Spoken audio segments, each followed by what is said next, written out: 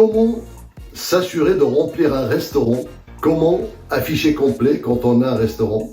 Eh bien, c'est une question très épineuse. Il y a beaucoup de restaurateurs qui se posent la question, qui se disent comment est-ce que je peux faire un maximum de couverts. Vous savez que les restaurateurs raisonnent en nombre de couverts par jour, le midi, le soir. On avait eu un cas chez Cahiers Communication, un entrepreneur qui venait d'acheter un restaurant et qui avait vraiment mal parce que le restaurant était énorme, il était parfait, il avait des belles recettes, mais il était vide.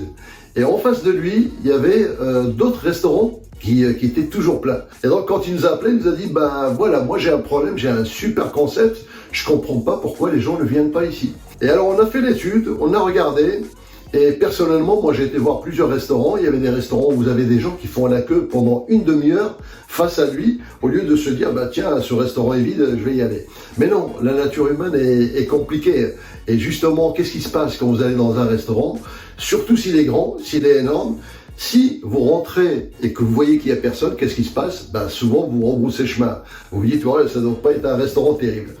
Et comme par hasard, les restaurants ou des pizzerias qui sont pleines, ben, vous avez des gens qui font la queue et qui n'hésitent pas à rester une demi-heure parce que dans leur esprit, c'est là où il faut aller.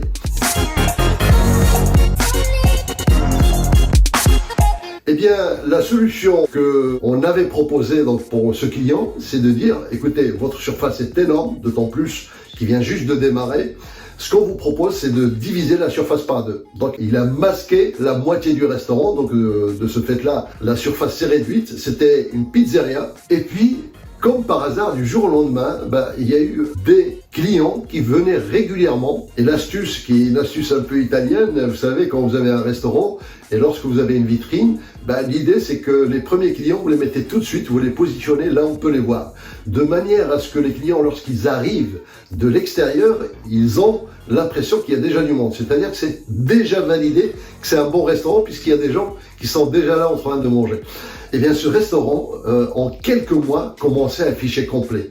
Et il commençait à voir la queue comme ceux qui sont à côté parce que, justement, cette promiscuité est quelque chose qui est recherché par les gens qui viennent à un restaurant. Parce qu'on ne vient pas que pour un repas, on vient pour une ambiance.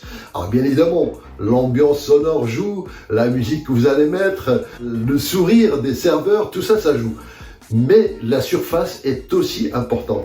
Et quand il commençait à avoir des queues de plus de 3/4 d'heure, là, il a ouvert la deuxième partie. Et voilà, une astuce toute simple, il fallait juste y penser. Et donc, si vous êtes restaurateur, vous allez comprendre effectivement le sens de cette histoire. Et je vous invite à visionner tous les épisodes comme story. À bientôt sur Cahiers Communication.